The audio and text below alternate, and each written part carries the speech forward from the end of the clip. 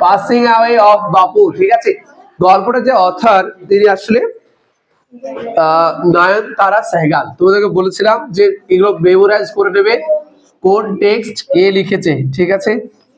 নয়নতারা Sehgal, SEHGAL, Sehgal. দেখো এই যে পাসিং অ্যাওয়ে অফ বাপু, যেটা আমাদের 16 পেজে আছে, এটা কোনো গল্প নয়, ঠিক আছে। এটা হচ্ছে একটা মেমোয়ার। এটা কি মেমোয়ার? MEMOIR। মেমোয়ার মানে স্মৃতিচারণ বলতে পারি বা স্মৃতি কথা বলতে পারি, ঠিক আছে। অর্থাৎ যখন মোহনদাস করমচাঁদ গান্ধী, অর্থাৎ আমাদের কি হচ্ছে জাতির পিতা, যখন মারা যায়, তখন এই নয়নতারা সেহগাল তিনি সেই বিষয়টাকে সেখানে কি করেছিলেন, উপলব্ধি করেছিলেন, সিচুয়েশনটাতে তিনি উপস্থিত ছিলেন সেখানে, এবং তার যে ফিলিংসটা সেটা কিন্তু তিনি এখানে ব্যক্ত করেছেন, ঠিক আছে। চলো আজকে ইউনিট 1টা আমরা পড়বো, ইউনিট 1, এবং আমরা দেখবো যে ইউনিট 1-এ কি লেখা আছে। দেখো প্রত্যেক আঙুলতে পড়া ধরবেন। বলছে I was having tea at home. Have মানে আমরা প্রত্যেকে কি জানি, কোনো কিছু আছে, তাই না? আমরা সবাই হ্যাভ এবং হ্যাজ এর ব্যবহার শিখেছি, কিন্তু হ্যাভ মানে খাওয়াও হয়, ঠিক আছে। অ্যাডভান্স ইংলিশে আই অ্যাম ড্রিঙ্কিং টি না বলে আই অ্যাম হ্যাভিং টি বলা হয়। I am eating my breakfast না বলে I am having my breakfast বলা হয়, ঠিক আছে। মানে হ্যাভ কথাটা কিন্তু খাওয়ার ক্ষেত্রে ব্যবহার করা হয়। তো এখানে তিনি বলছেন, লেখিকা বলছেন, অথরেস বলছেন যে আমি বাড়িতে চা খাচ্ছিলাম কবে, on the evening of 30th January 1948। কবে খাচ্ছিল? On the evening of 30th January 1948। 1948 যদি এরকম টি থাকে তাহলে 30th পড়তে হয়, ঠিক আছে।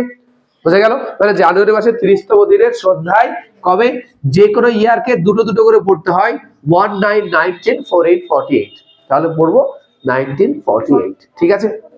তো 1948 সালের 30শে জানুয়ারি সন্ধ্যাবেলা আমি আমার বাড়িতে চা পান করছিলাম, when যখন I was called to Birla house by an urgent telephone। আমাকে একটা আর্জেন্ট টেলিফোন করে বিড়লা হাউসে ডাকা হলো। Gandhiji had been shot on his way to a prayer meeting। on his way to a prayer meeting, way to a prayer meeting, অর্থাৎ prayer meeting এ যাওয়ার পথে গান্ধীজিকে কি করা হয়েছে?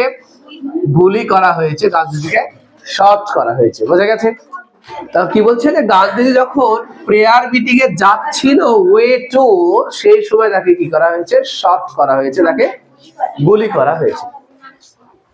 I was numb with shock as I got into the car। বলছে আমি এই ঘটনায় এতটা আঘাতপ্রাপ্ত হয়েছিলাম, এতটা শকড হয়েছিলাম যে আমি নাম হয়ে গেছিলাম, অসাড় হয়ে গেছিলাম, অর্থাৎ হাত পা প্রথমে নড়াতে পারছিলাম না, এবং আমি কি করলাম? আমি গাড়িতে উঠে বসলাম। তাহলে প্রথম যে প্যারাগ্রাফটা আছে 3টে লাইনের বা 2টা লাইনের, সেখানে এটা বলা হলো যে 30 তারিখের সন্ধ্যাতে 1948 সালের জানুয়ারি মাসে যখন লেখিকা চা পান করছিল তার নিজের বাড়িতে সন্ধ্যাবেলা, তখন একটা আর্জেন্ট টেলিফোন কল আসলো, তাকে বিড়লা হাউসে ডাকা হলো। তাকে ফোন মারফত জানানো হলো যে গান্ধীজি যখন কি করছিল? প্রেয়ার মিটিং এ যাচ্ছিল, তখন একটা প্রার্থনার সমাবেশে, ঠিক আছে, তখন তাকে কি করা হয়েছে? তাকে গুলি করা হয়েছে। এই খবর শোনার পরে তিনি খুবই কি হয়েছিলেন? শকড হয়েছিলেন, আঘাতপ্রাপ্ত হয়েছিলেন। তিনি নিজেকে বিশ্বাস করতেই পারছিলেন না যে তিনি কি শুনলেন, এবং তিনি গাড়িতে উঠলেন। দ্বিতীয় প্যারাগ্রাফ শুরু হচ্ছে, বলছে at the Birla House, Birla House, Gandhiji's relatives and followers had gathered around his body। Birla হাউসে গান্ধীজির যারা ফলোয়ার আছে, গান্ধীজির যারা অনুগামী আছে তারা, এবং গান্ধীজির যারা রিলেটিভস আছে, যারা গান্ধীজির আত্মীয় স্বজন আছে, তারা কি করেছে? গান্ধীজির শরীরের পাশে জড়ো হয়েছে, গ্যাদার হয়েছে। গ্যাদার মানে জড়ো হওয়া, গ্যাদার মানে কি? জড়ো হওয়া। তো তারা সবাই গান্ধীজির বডির পাশে, শরীরের পাশে, মৃতদেহের পাশে কি হয়েছিল? জড়ো হয়েছিল, ঠিক আছে। তারপরে there was silence in the room as Gandhiji breathed his last, there was silence in the room. সেই ঘরে সেই কক্ষে নিস্তব্ধতা ছিল। কেন? বিকজ গান্ধীজি তার শেষ নিঃশ্বাস ত্যাগ করেছে। এই যে মারা যাওয়া কথাটাকে ডাইরেক্ট যদি বলা হয় যে মারা গিয়েছে, কথাটা শুনতে একটু কেমন লাগে, এটাকে ঘুরিয়ে কিন্তু বলা হয় যে শেষ নিঃশ্বাস ত্যাগ করেছে, তাই না? বা ইহলোক ত্যাগ করেছে বা পরলোকে গমন করেছে, এমন কিন্তু বলা হয়, এই বিষয়গুলো ব্যবহার করে থাকে। তো ইংরেজিতে ডাইড না বলে কিন্তু কি হয়, বিখ্যাত ব্যক্তিদের ক্ষেত্রে এটা বলা হয় যে ব্রিথড হিজ লাস্ট, মানে শেষ নিঃশ্বাস ত্যাগ করেছে। ঠিক আছে, তোমাদের যাদের বায়োগ্রাফি লিখতে আসে, যে কোনো বিখ্যাত ব্যক্তির বায়োগ্রাফি, যদি সেই ব্যক্তিটা মারা যায়, যদি তার মৃত্যু সাল দেওয়া থাকে, তাহলে সেই শেষের বাক্যটাকে এভাবে লিখতে হয় যে হি বা দিস গ্রেট পারসন বা this great personality breathed his last on, the ডেটটা দিয়ে দিতে হয়, যে এই মহান ব্যক্তি এত তারিখ এত সালে তার শেষ নিঃশ্বাস ত্যাগ করেছে। Words of Bapuji's death had spread through Delhi like a flame, বলছে গান্ধীজির মারা যাওয়ার খবরটা দিল্লিতে, পুরো দিল্লিতে ছড়িয়ে পড়েছিল কিসের মতো? অগ্নি শিখার মতো, আগুনের শিখার মতো, ফ্লেমের মতো। যেই আগুনের শিখাটাকে কি করা হয়েছে? ফ্যান্ড বাই উইন্ড, মানে সেটাকে বাতাস দিয়ে আরো জোরালো করা হয়। যাতে কোনো আগুনকে যদি বাতাস দিয়ে জোরালো করা হয়, তাহলে আগুনটা যেভাবে ছড়িয়ে পড়ে, সেভাবে গান্ধীজির মৃত্যুর খবরটা পুরো দিল্লিতে ছড়িয়ে পড়েছে। Sad groups of men and women, এই WOMEN এর আগে বলা হয়েছিল, উচ্চারণটা ওমেন হবে না, উইমেন হবে। ঠিক আছে, women had collected around Birla House. What's a sad groups of men and women, মানে কিছু দুঃখী পুরুষ মহিলাদের যে দল, তারা কি করেছে? বিড়লা হাউসের চারিদিকে জড়ো হয়েছে।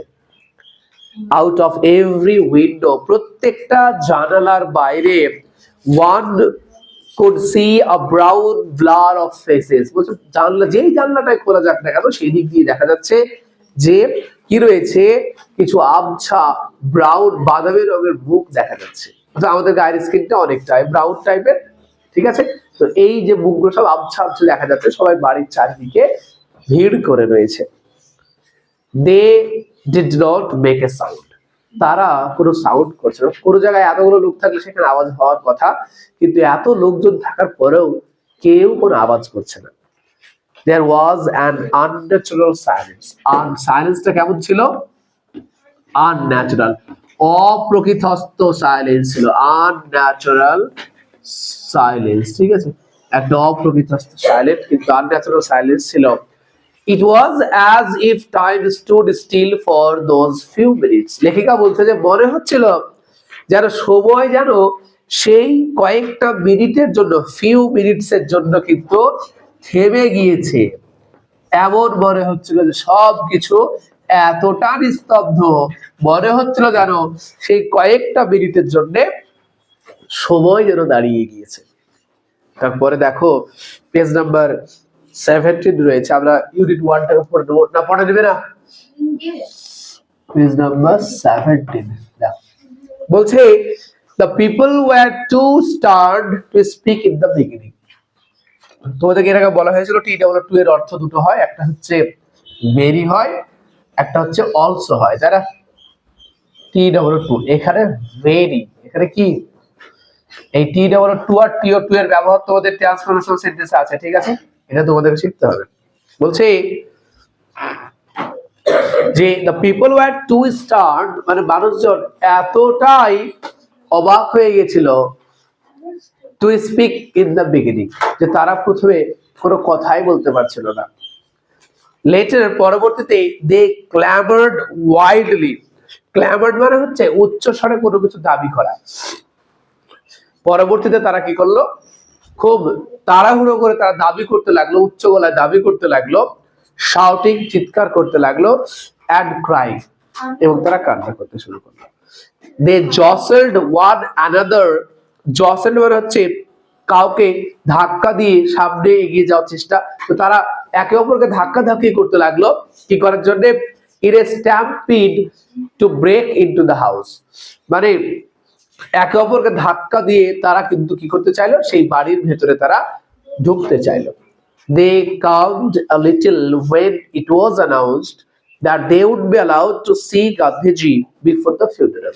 বলছে they calmed a little. এই যে ভিড়, যে জনতা, তারা যে চিৎকার করছিল, দাবি করছিল, বাড়ির মধ্যে ধাক্কাধাক্কি করে ঢোকার চেষ্টা করছিল, এরা একটু শান্ত হলো যখন এটা ঘোষণা করা হলো that যে they would be allowed to see Gandhiji, যে তাদেরকে কি করা হবে, গান্ধীজিকে দেখতে দেওয়া হবে বিফোর দ্য ফিউনারাল, মানে শেষ কৃত্যের আগে গান্ধীজিকে অবশ্যই তাদের দেখতে দেওয়া হবে। Last final স্ট্যান্জা of this unit, স্ট্যান্জা নয়, প্যারাগ্রাফ, লাস্ট প্যারাগ্রাফ, এই ইউনিটের লাস্ট প্যারাগ্রাফ বলছে when one is faced with the shock of a loved one's death, one whimpers. এই যে whimpers, এটা একটা এমসিকিউ তে আছে, ঠিক আছে, WHIMPERS। বলছে যখন কেউ একজন কি হয়, তার প্রিয় কারোর মৃত্যুতে শোকাহত হয়, তখন একজন কি করে, ফিস ফিস করে বলতে থাকে।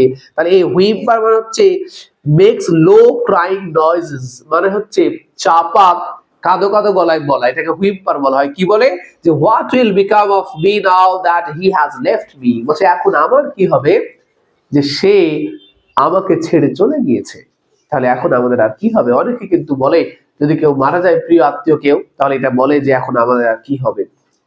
This was surely the question uppermost in the mind of the mourning people. বলছে এটা নিশ্চয়ই সেই সমস্ত যারা শোকাগ্রস্ত মানুষ রয়েছে, mourning people মানে যারা শোকগ্রস্ত মানুষ, যে সমস্ত মানুষরা দুঃখী হয়ে আছে, তাদের মনের মধ্যে নিশ্চয়ই এটাই প্রশ্ন যে তাদের কি হবে, যে এই গান্ধীজি কি করেছে, তাদেরকে ভারতের এই এত সংগ্রামে, এত আন্দোলনে পথ দেখিয়েছে, সেই গান্ধীজি আজকে আর তাদের মধ্যে নেই, তো তাদের কি হবে, এটা নিশ্চয়ই সমস্ত মানুষের মধ্যে প্রশ্ন। They looked like lost children. তাদেরকে দেখে মনে হচ্ছিল তারা যেন হারিয়ে যাওয়া শিশু। It was the question in many of our hearts as we sat, still shocked and unbelieving. বলছে এটা আমাদেরও মনের মধ্যে প্রশ্ন ছিল, যখন আমরা বসেছিলাম তখনও পর্যন্ত বিশ্বাস করতে পারছিলাম না, তখনও পর্যন্ত আমরা শকড হয়েছিলাম, আঘাতপ্রাপ্ত হয়েছিলাম। We listened to the broadcast telling the people of India that their Bapu was no more. তাহলে বসে বসে লেখিকারা সেই সময় কি শুনছিলেন, ব্রডকাস্ট শুনছিলেন, অর্থাৎ রেডিওতে বেতারে যে ঘোষণা হচ্ছিল যে তাদের প্রিয় বাপু আর বেঁচে নেই, এই ঘোষণাটা কিসের মাধ্যমে হয়েছিল, ব্রডকাস্ট হয়েছিল, অর্থাৎ রেডিওতে বেতারে কিন্তু এটা ঘোষণা করা হয়েছিল। তো এই যে ব্রডকাস্টিংটা হচ্ছিল, এই খবরটা তারা সেখানে বসে বসে কিন্তু শুনছিল। তো এটা হচ্ছে ইউনিট 1 এর এক্সারসাইজ গুলো তোমরা করে আনবে।